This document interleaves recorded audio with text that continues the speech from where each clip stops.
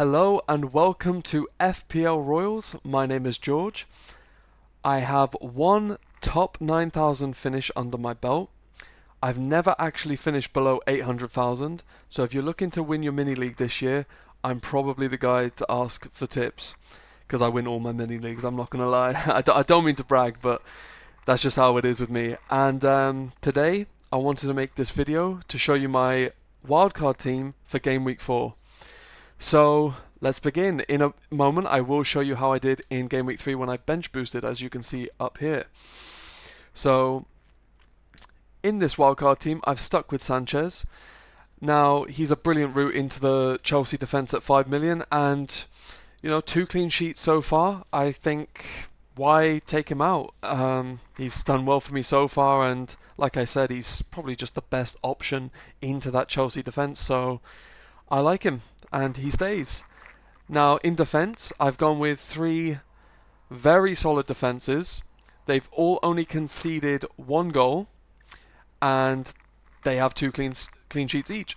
And what I like about these picks is, if you look at Porro, he just got defensive contributions in his last game, so he can get those every now and again, but he's also very attacking. His crossing is absolutely brilliant, and I feel like the assists will come, and maybe the occasional goal. Now, of course, he's not going to be bombing forward like he was under Postecoglou, but I still feel he's got that knack for getting attacking returns, so I'm very happy to continue with Pedro Porro. Now, a new player I brought in is Daniel Munoz, and last season I think he got something like 4 goals and 6 assists, so he's very attacking, and now he hasn't changed from last season. He's still bombing down that right wing, and I can't live without him in my team because I know he's going to haul sooner rather than later, and I want him in. Crystal Palace look so solid defensively, so to me it's a no-brainer on a wildcard Game Week 4. And finally we have Gabriel making up the back 3. Of course, we know Arsenal are probably the best defence in the league. If you look at underlying numbers and just the way they play, I know they conceded that unbelievable free kick from Dominic Szoboszlai, but honestly, that they are the best defence. You have to have them in there, even if some of their fixtures look tricky. Man City away, or is it Man City at home even? I might have to double check that. I might double check that now. If I click on him, it's 2 home games next. Nottingham Forest, who aren't that scary attacking wise, and Man City. You never know with Man City's form, they might actually not score against Arsenal. I know they had a last minute equaliser when the whole stay humble thing was going on, but Newcastle away as well. I think Arsenal can get a clean sheet in pretty much any fixture. Obviously not all of them, but in any of them. We just can't really predict these things, but they will get them.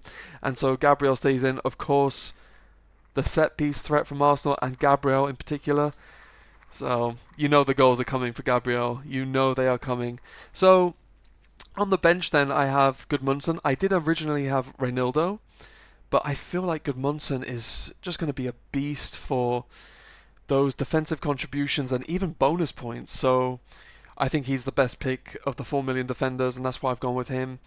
Mickey van der Ven, he's owned by about 30% of the game, I believe, and yeah, Spurs do look solid in defence, and also they've got a bit better this season at attacking set pieces. We saw that against PSG in particular. Of course they bottled that, but he's good backup. Van der Ven, not getting too much defensive contribution points, but if you need to rely on him, then he's there. So I think that's a good bench pick. And so now, moving into the midfield, I've gone with Cody Gakpo. Now, on this wildcard, I did initially have Salah in there, and my plan was to transfer out Salah and one of my forwards to get Haaland in. So I probably would have downgraded Salah to maybe, I think I was planning an Mbeumo for that role, and then I wanted to upgrade maybe someone like Mateta to Haaland, but I've actually changed my mind, and the reason for that is because of that Isak signing for Liverpool. So I believe I actually had Ekatike in here, and Salah and Gakpo, the triple up against Burnley. I tell you what, Burnley look quite solid, so maybe it's a thing of, well, maybe Liverpool simply won't score that many goals against Burnley. I do expect them to win and score a couple, of course, but I've settled with just Gakpo. And that's because I do plan on getting Isak in, and I'll talk a bit more about that in a second. But Gakpo against Burnley, away, then he's got Everton at home.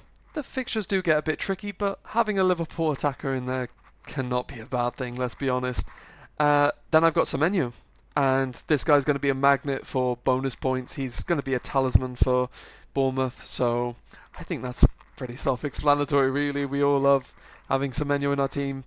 Brighton at home, it's a good fixture, so hopefully he can score in that. And he's also got Leeds away coming up, so should be another nice one. Ismail Assar is currently out with a hamstring injury.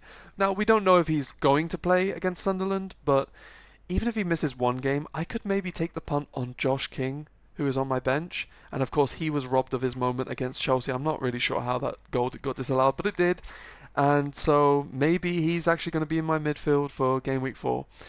But hopefully Sarr is back playing for Game Week 4, so just hold on him until we hear anything in the press conference from Oliver Glasner. And if he is injured, I might be tempted to go to Enzo Fernandez, but it just all depends on the length of the injury. I might just stick with Josh King in there. And then I've gone Grealish, and it was a bit of a toss-up between Enzo and Grealish, but I just feel like I want those talisman in my team. I know Enzo took a penalty against Fulham, but I do expect Palmer to be back sooner rather than later, and so Enzo will get the occasional goal, arriving late in the box from that 8 position that he plays. And yeah, he'll get a few goals, but I think Grealish with the consistent assists, drawing the fouls, which contributes to the bonus point system, I think I just really want Grealish. I really do.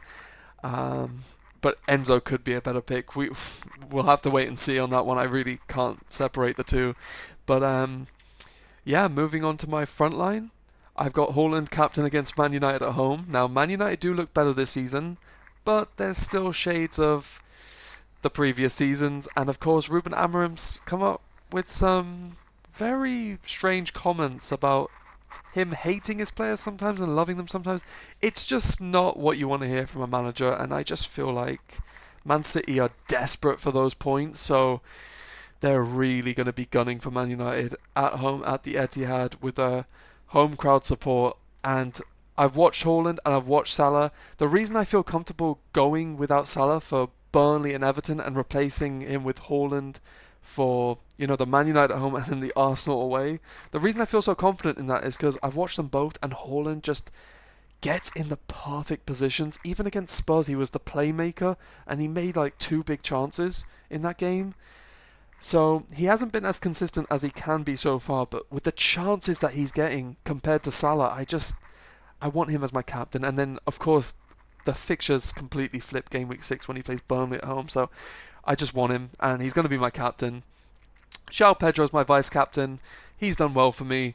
He scored a couple from set pieces, even an assist from set pieces in that dreadful West Ham game, and by dreadful I mean on West Ham's part.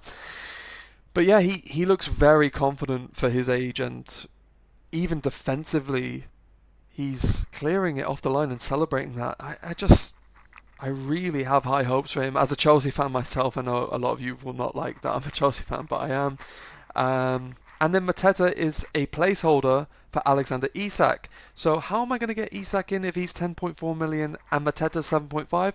Well, believe it or not, this draft actually has 3.8 million in the bank. So it'll take me 2.9 million to upgrade Mateta to Isak once Isak is fully nailed on. I mean, I'm sure he's probably going to play every game if he's 125 million, but what I mean is his fitness might not be there to play 90, so I want to wait on that. Even if he does have Burnley, I want to be patient and see that he's playing those 90 minutes, or at least 75.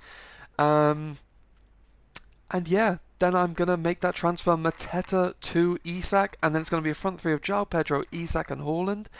If Semenyo does not perform consistently, I would have the money, just about, I think, to go from Semenyo to Mbeumo, who looks quite good in a Manchester United shirt, and he was obviously amazing for Brentford last season. So now that I've shown you my transfer plans for this wildcard Game Week 4, it is active, it's confirmed, this is what I'm going with. I really like this team. I have a few reservations on Grealish, and I wish Sarr was 100% nailed to start against Sunderland, but he is a bit injured. Aside from that, I really love this team. I really do, and I can't see myself regretting anything. But I will show you how I did last week on the bench boost. Now, heading into that final fixture, I had 5 points between Dubravka, Reinders, and Reinildo, and I was thinking to myself, another failed bench boost. But then Chris Richards came with an 8-pointer, a clean sheet against Aston Villa. I was not expecting that, and I'm very happy with the 13 points. I told myself at the start of the season, if I can just get 12 points on the bench boost, I'll take it. It's not great, but I will take that.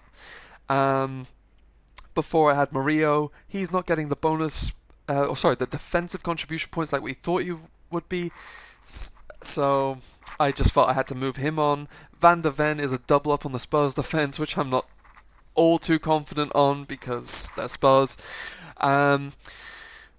With Fernandes, sure, he was getting the defensive contributions. He's on penalties. He just scored one in the big games against Man City and Chelsea coming up. He could get a penalty, but do I really want to bank on him just getting penalties? I'd rather have someone in there like a Gakpo who is a bit more threatening, and Semenyo as well, and just in general redistributing the funds so that I can get to Isak.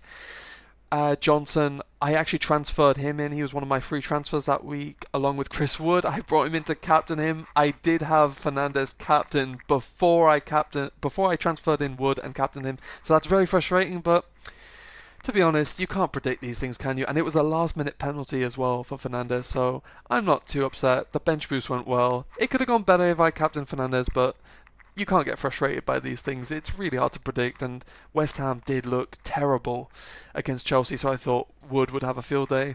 Didn't work out, but you can't predict the Premier League, can you?